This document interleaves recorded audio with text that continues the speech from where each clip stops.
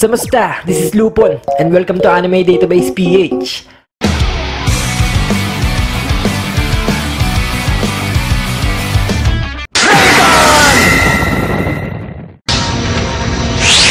Samustang muli kaibigan. Sa video nito, mabilis nga nating tatalakayan ang mismong nakalaban ni Kurama o Dennis na naging dahilan para tumakas at magtago siya sa mundo ng mga tao. Ang isa sa mga miyembro ng SDF na si Shunjun. Shunjun, magmasid kayo sa bukas na lugar. Para mas maintindihan, balikan nga muna natin kung ano nga ba itong tinatawag na SDF o Special Defense Force at kung gaano ba sila kahalaga para sa spiritual na mundo. Sige, simulan mo na! Bale ayon mismo kay Koenma o Jericho, ang SDF nga raw ay direktang nasa ilalim ng kanyang amang hari na si Enma. At dahil nga silang itinuturing na elite forces ng spiritual na mundo, ang bawat isa sa kanila ay nagtataglay ng Class A na kapangyarihan. Ibig sabihin ang bawat miyembro nito ay may kakayang iligpit ang tulad ni Taguro kung ipag-uutos lamang ng kanilang hari. Kahit mga Class A ng mga halimaw ay hindi makakaligtas sa ating pagsugod. Ayang ka na naman sa iyong pagyayabang tungkol sa sarili mo. Pero yun nga, ang SDF ay hindi basta-basta ipinapadala ng spiritual na mundo. Ipinapatawag lamang sila kapag may mga pangyayaring maaring maging banta sa mundo ng mga tao. Gaya na nga lang na magising ang dugong halimaw ni Eugene. Ang ibig sabihin, ito ay talagang kritikal na sitwasyon. Sa mga pagkakataon naman na hindi sila kinakailangan, ang pangunahing tungkulin nga nila ay ang bantayan ng mga barrier sa pagitan ng mga mundo. Sila rin ang naninigurado na walang mga Class A na makakalusot o magagawang manatili sa loob ng mundo ng mga tao. Pag may lumabas na halimaw, kailangan tapusin na. Lingid sa kaalaman nila, nagawa nga silang maisahan ng isang matalinong halimaw, ang maalamat na taong lobo na si Dennis. Nasa loob ng daang-daang taon ay nagawa nga silang pagtaguan. Hindi ba napakatagal ng 1,000 taon? Bale ang dahilan nga raw kaya iniwan ni Dennis ang mundo ng mga halimaw ay dahil alam niyang darating ang araw na hindi na niya magagawa ang mga nagagawa nila bilang mga tulisan. Unti-unti na kasing lumalaki ang teritoryo ng dalawang hari ng mga panahon na yon, si Raizen at Mukuro. Dahil sa angking talino, nagawa nga magtago nitong lobong si Dennis sa mundo ng mga tao nang walang sino mang nakakaalam. Doon, ipinagpatuloy niya nga ang kanyang dating gawain, ang pagnanakaw ng mahalagang kayamanan. Bukod sa nagagawa niya yun sa mundo ng mga tao nang walang kahit anong balakid, nakahanap rin siya ng paraan upang lihim na makapasok sa spiritual na mundo. Gamit ang kanyang kaluluwang anyong lobo, nagagawa nga rin makatungtong at makapagnakaw nitong si Dennis sa spiritual na mundo. Dahil may tuturing na mapanganib si Dennis, ang SDF nga mismo ang nakatasan upang tapusin siya. Ang kaso, masyado nga siyang mailap at matalino kaya palagi siyang nakakatakas. Isang araw, habang nahihirapang buksan ng isang baul ng kayamanan, na-corner nga siya ng isa sa mga membro ng SDF na si Shunjun. Bale matagal na nga raw siyang hinahunting nito at palagi niya lang natatakasan. Kaya sa pagkakataon na yun, hindi na nga ito nag-aksaya ng oras at agad na sinubukang tapusin ang nakaanyong spiritong lobo na si Dennis. Pero sa kabila ng mga tinamong pinsala sa engkwentrong yun, nagawa pa nga rin makatakas si Dennis ng buhay.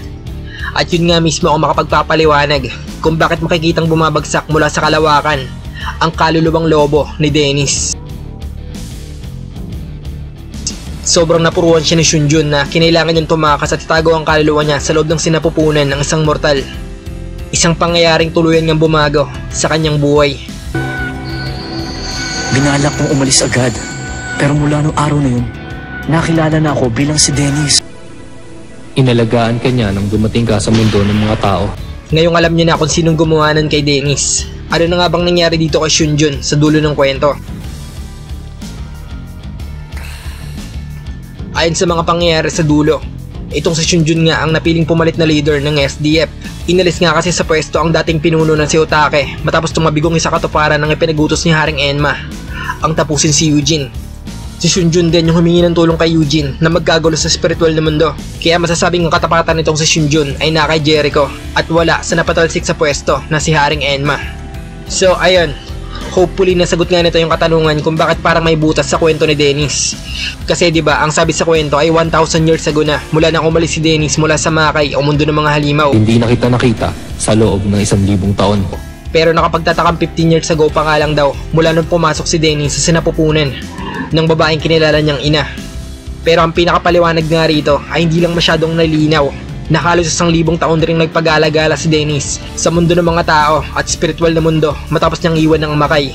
At para hindi masyadong halata, ang ginagamit niyang anyo sa mga panahon na yun ay ang kanyang original na anyo na isang spiritong lobo.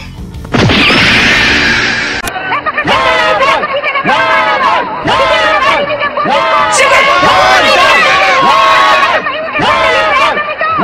mo ba kung ano ginagawa mo, Reka?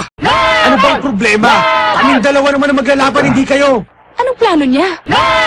Hindi naman siya siguro seryoso sa paglaban kay Eugene. Sige na, umakyat ka na rito. Pilyo to ah. Magpapasya akong tapusin ka o hindi. Matapos marinig ka sasabihin mo ngayon.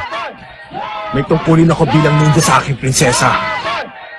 Kahit papaano may sinasabi rin palang matinuyan si Reka. Isang suntok lang. Yun lang ang kailangan ko. Sana'y ako mabuti bilang paghahanda sa ating paghaharap. Tapos yun pala iinsultuhin mo lang ako.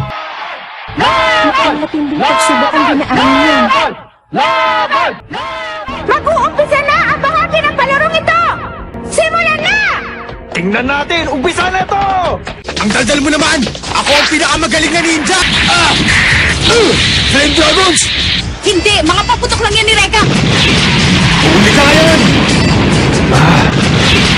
Nasaan ka? Flame Dragon! O ano, bilib ka na ba ngayon sa kaya kong gawin?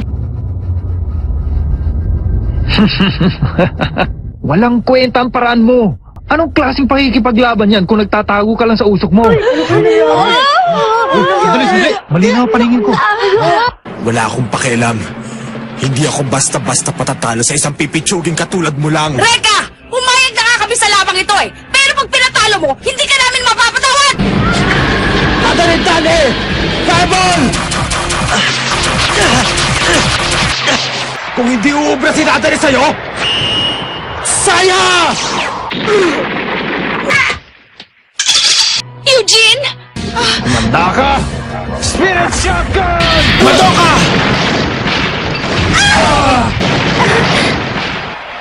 Kahit ikamatay ko pa, hindi pa rin ako patatalo sa'yo! Halika at gamitin mo ang sinasabi mong lakas at sugurin mo ako. Ibigay mo na ang lahat ng lakas mo. Handa sila sa kilos ng bawat isa. Tinitingnan nilang bawat isa ng mabuti. At ngayon si Eugene ay nag-uumpisa ng ipunin ang enerhiya niya sa kanyang kanang kamay. Gagamitin na niya! Gagamitin na niya ang ray gun niya! Flame Power! Aba, lakas laban sa lakas.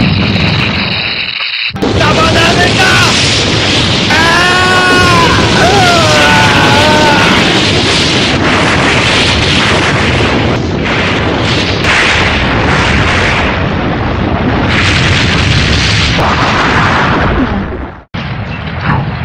Yan ang aking kapangyarihan, Ray Gun. Nanalo na ba si Eugene? Okay yun ah. Ibang klase. Nagbibiro ka ba?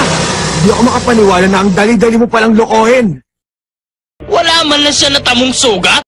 Hindi siya naapektuhan. Wala siyang paso o galo sa katawan niya. Yan ang aking Illusion Flame Dragon. Si Rui ang Katanashi. Nililing lang nito ang kalaban upang hindi niya matuntun kung nasan ang totoong gumagawa nito. Setsuna! Tinawag na ni Reka si Setsuna. Pikit na sabi. Eh kung ayoko. Hindi ko sasayangin ang lakas ko sa'yo nang hindi ako nakakasinta! Ang bilis niya. Nawala siya!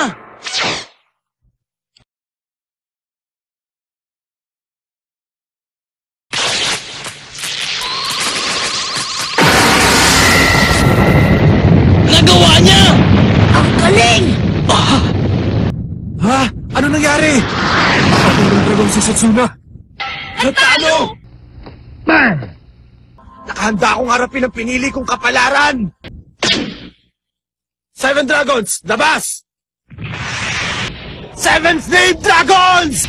Tapusin niyo na siya! Hindi na niya ito mailagan pa. Tatamaan siya. Si Eugene, tatamaan!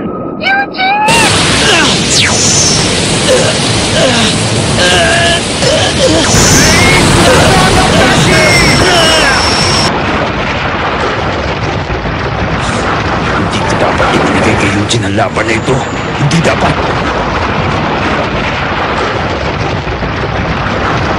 Tama na!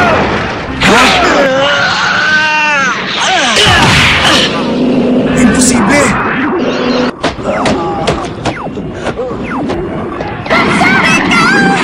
Sa lakas ng sundok ni Eugene, kaya yun ang natabunan ng mga malalaking bato! Uumpisahan ko lang bilang 1! Hindi ko maigalaw ang buong katawan. 3, 4, 5, Ano bang nangyayari? 6, 7, Patay na ba ako? 8, 9, 10! Panalo si Eugene! Ha? Ha? Sinubukan kong maging maingat hanggat maaari. Kami!